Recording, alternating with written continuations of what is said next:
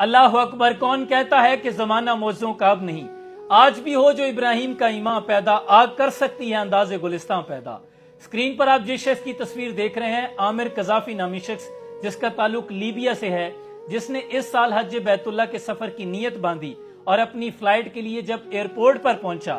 تو نام کے ساتھ قذافی ہونے کی وجہ سے سیکیورٹی کی جانب سے اسے سیکیورٹی کلیئرنس نہ دی گئی، جہاز پہ سوار ہونے کی پرمیشن گرانٹ نہ ہوئی، اور یہاں تک کہ بورڈنگ گیٹ کلوز ہو گیا اور فلائٹ عامر کو ایئرپورٹ پر چھوڑ کر ہی پرواز بھر گئی اپنی منزل کی جانب۔ جب عملے کی جانب سے عامر کو بتایا گیا کہ پرواز جا چکی ہے، اٹس اوور، اب آپ گھر چلے جائیں اور اگلے سال حج کی دوبارہ کوشش کیجئے گا، اللہ آپ کو دوبارہ سعادت عطا کر دے گا۔ لیکن عامر کا یقین محکم دیکھیے، اس نے کہا کہ نہیں، میں تو اپنے رب سے عہد کر چکا ہوں، میں نے تو حج بیت اللہ کی نیت کر لی ہے، یہ جہاز مجھے چھوڑ کر کیسے جا سکتا ہے؟ اللہ کی قدرت دیکھیے، جب دعا ایڑیاں رگڑنے پہ آ جاتی ہے تو قبولیت کے چشمے میں یوں ہلچل ہوتی ہے، پھر اسی جہاز میں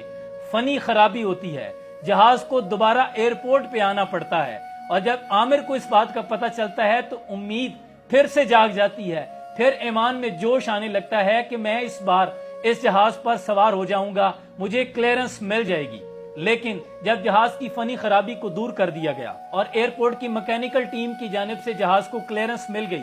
تو پائلٹ کو جب یہ بتایا گیا کہ ایک شخص ہے جو کہ پیچھے رہ گیا ہے، اگر آپ کہیں تو اس کو سوار کر دیا جائے، تو اس پر پائلٹ نے کہا کہ نہیں، یہ ہمارے اصول و ضوابط کے خلاف ہے، جہاز کا دروازہ نہیں کھلے گا، اور جہاز دوبارہ پرواز بھر لیتا